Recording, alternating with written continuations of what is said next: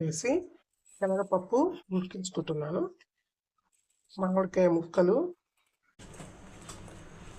పచ్చిమిర్చి ముక్కలు, గంగవాయల కూర అండి, కొన్ని టమాటో ముక్కలు, పసుపు, ఉప్పు, నీళ్లు పోసుకొని కుక్కర్ మీద 3 విజిల్స్ వరకు పెట్టాలి.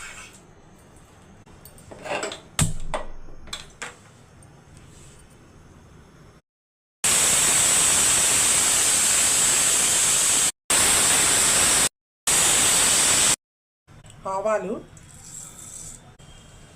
జీలకర్ర, కొంచెం పసుపు, ఎండుమిరపకాయలు,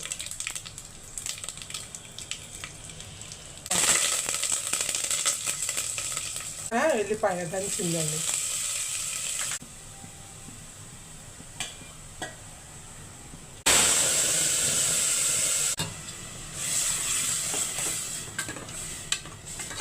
అండి. ఉప్పు ఉడికించేటప్పుడు కొంచెమే వేసాను. కారం,